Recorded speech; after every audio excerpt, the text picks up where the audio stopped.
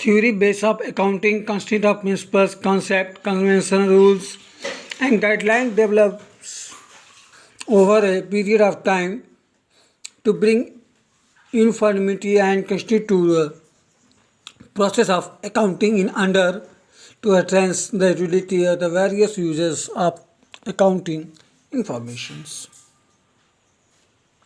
इन सबको गाइडलाइन करने के लिए Indian institute of chartered accountant of India जो है कि वह इसको गाइडलाइन करती है।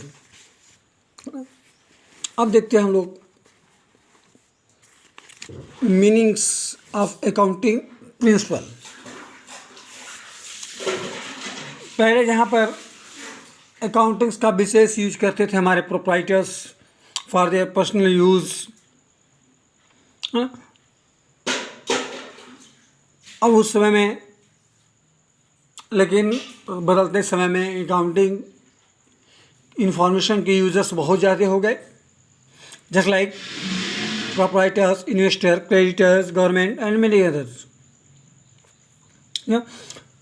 अकाउंटिंग जो है वह किसी बिजनेस की प्रॉफिटेबिलिटी, सॉल्वेंसी, इन सब चीज़ों को एक दूसरे के सामने डिस्क्लोज करती है। जो अदर पार्टियां हैं, जो भी पार्टियां हैं, तो इसलिए ये हमारे लिए नितांत आवश्यक है कि हम लोग नितांत आवश्यक है कि जो भी अकाउंटिंग हो उनकी एक विशेष अपनी स्टेटमेंट हो, स्पेसिफाइड रूल हों, जिसकी लैंग्वेज में वो दूसरे से कम्युनिकेट कर सकें। These rules are usually called generally accepted accounting principles। और ये जो प्रिंसिपल्स हैं जनरली ऑल ओवर वर्ल्ड में एक्सेप्ट किए जाते हैं। इन प्रिंसिपल्स में समय बीतने के साथ साथ उसके uses, reason, common experience, historical present, statement of individual, professional body and regulation of government agencies, ये सब जो है इसको डेवलप करती हैं समय के अनुसार। अब देखते हैं नेचर क्या क्या हैं अकाउंटिंग प्रिंसिपल के। अकाउंटिंग प्रिंसिपल और यूनिफॉर्म सेट ऑफ रूल्स, ये जो है कि विशेष प्रकार के जो रूल्स होते हैं उनको एक सेट होती है ताकि हम अपनी जो भी कैलकुलेशन ट्रांजैक्शंस हैं उनको आराम से रिकॉर्ड कर सकें और उनसे हम गाइडलाइन हो सकें, ताकि लोग उसको अन्य लोग भी आसानी से समझ सकें। सेकेंड है अकाउंटिंग प्रिंसिपल और मैन-मेड। अकाउंटिंग प्रिंसिपल जो है वह नेचुरली नहीं है, यह मैन-मेड है।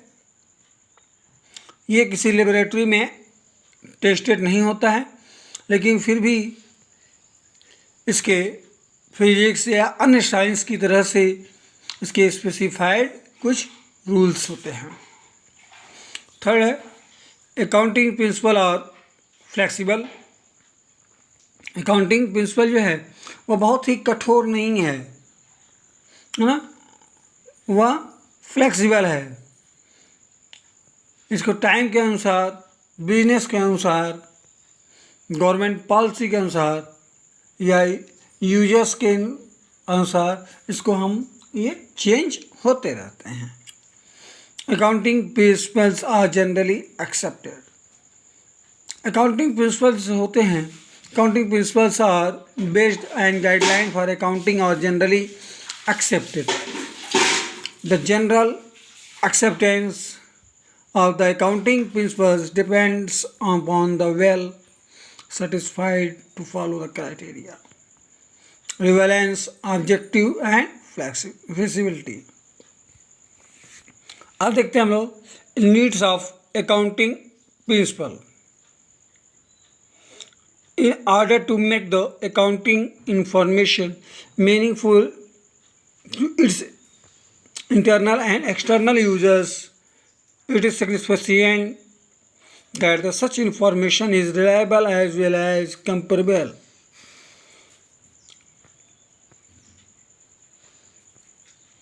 मतलब कि हमें यहाँ पे एक दूसरे बिजनेस से तुलना करने के लिए हमें इसकी ज़रूरत है। क्यों? अब आते हैं हम लोग kinds of accounting principle. Accounting principle जो है इसमें बहुत सारे exemption, convention, concept, doctrine, postulate, ये सब बहुत सारे होते हैं। फिर भी प्रिंसिपल्स को हम लोग मेनली 2 कैटेगरी में डिवाइड किया गया है, अकाउंटिंग कॉन्सेप्ट और एग्जेप्शन, और सेकंड है अकाउंटिंग कन्वेंशन। अकाउंटिंग कॉन्सेप्ट क्या होती है? In order to make the accounting language convey the same meaning to all people and make the more meaningful, most of the accountant have agreed to number of concepts which usually the followed are preparing the financial statement. These concepts provide a foundation for accounting process.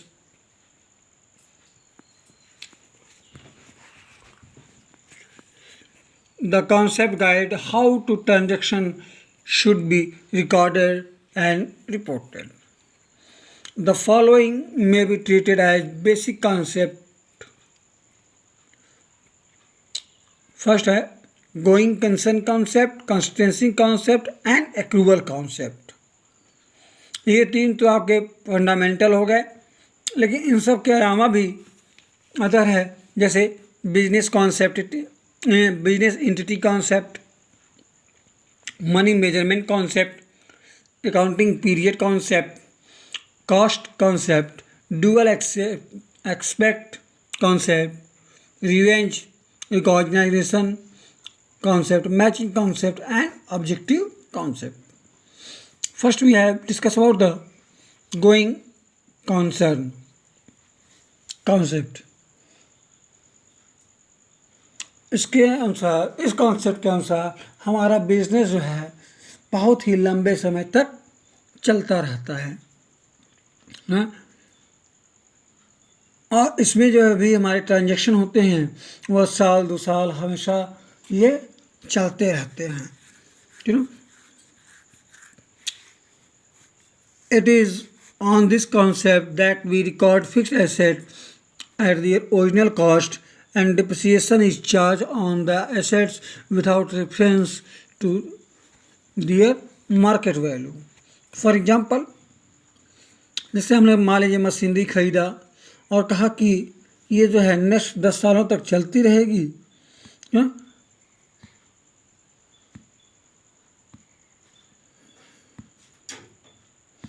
और इसकी वजह से अब ये जो है ये मान लिया गया कि ये जो है कि हमें नेट प्रॉफिट या लॉस में ये हेल्प करेगी, because the concept of going concern is full cost of machine would be not treated as an expense in the year of the purchase itself. The market will be fixed assets is evaluated and not recorded in the balance sheet as the assets are not going to be sold in the near future. अब आते हैं next है constituency concept.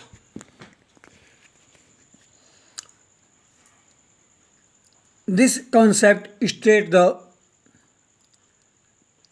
accounting principles and method should remain constant from one year to another.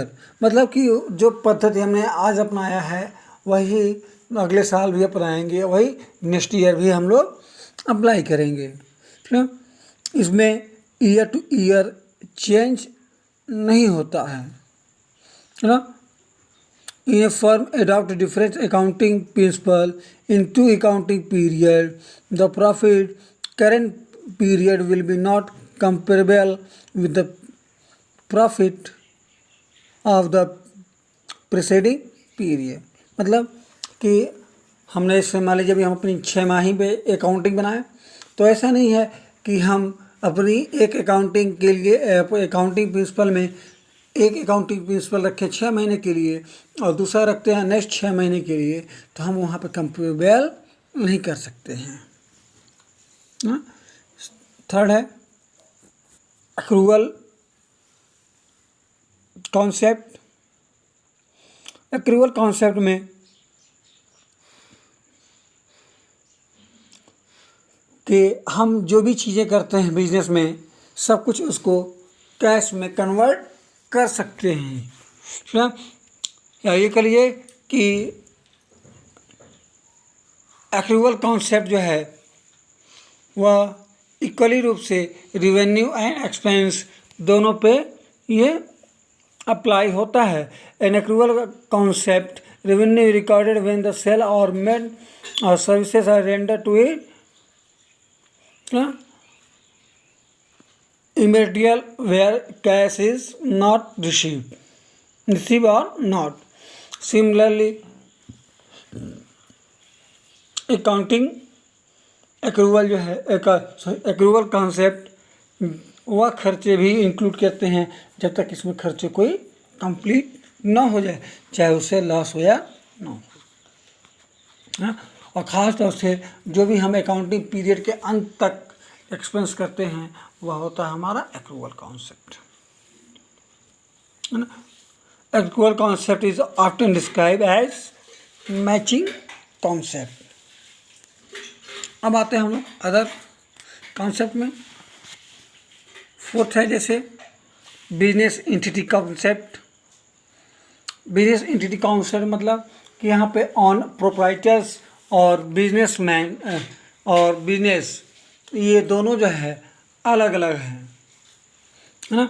कोई व्यक्ति अगर proprietors loan लेता है किसी से, बैंक से या अदर से, तो वह जो है खुद ना चुका करके उसकी कंपनी जो है वह उसको पे करेगी क्रेडिटर्स को। इसके बारे में कहा जाता है कि may be go may be come but company gone on for ever. मतलब कि जैसे आपने एक बिजनेसमैन है, आपने जो भी पैसा लगाया है बिजनेस में, तो बिजनेस अलग हो गया और आप अलग हो गए, क्योंकि आप तो हो सकता हो लॉन्ग टाइम में आप बदल जाएं, लेकिन आपकी बिजनेस चलती रहेगी।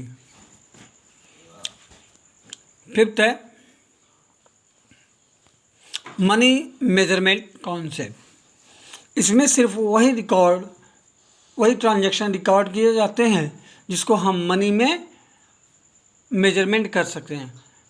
हम कोई भी ऐसी ट्रांजैक्शन को रिकॉर्ड नहीं करते हैं जिसको हम मनी में कन्वर्ट नहीं कर सकते हैं। जैसे एक नौकर है, वह अपने मालिक का पैर दबाता है, उसके बदले उसे पैसे मिलते हैं, और वहीं एक पत्नी जो है अपने पति का पैर दबाती है, ठीक है ना। अब दोनों में देखिए क्या अंतर, कि जो नौकर दबा रहा है दोनों का ही पैर दबाना है, पत्नी का और नौकर का। जबकि नौकर अगर पैर दबा रहा है, उसको उस बदले उसके पैसे मिल रहे हैं, तो वह रिकॉर्ड होगा, तो उसको मनी में हम मेजरमेंट कर सकते हैं।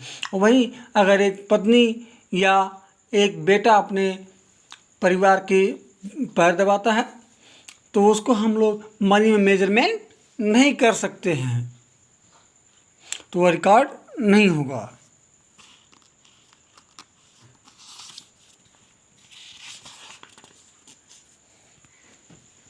सिक्स है accounting period concept. Accounting period concept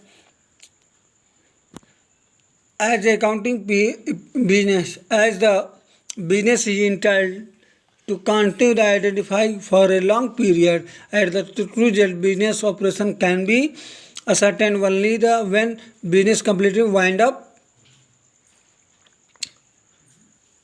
हम यहाँ पे अकाउंटिंग पीरियड का मतलब हो जाएगा कि हमारा वार्षिक, नॉर्मली जो है हम लोग वार्षिक तौर पे अपनी अकाउंटिंग्स को बनाते हैं, लेकिन इंटरनल के अनुसार क्या हो सकता है हम इंटरनल ऑडिट करना चाहें या हर 6 महीने पे अपनी बैलेंस अपनी स्थिति को जानना चाहें, तो हम लोग अपनी अकाउंटिंग बना सकते हैं।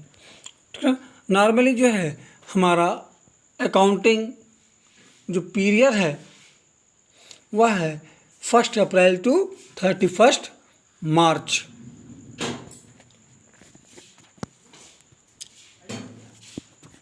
आज के लिए इतना ही।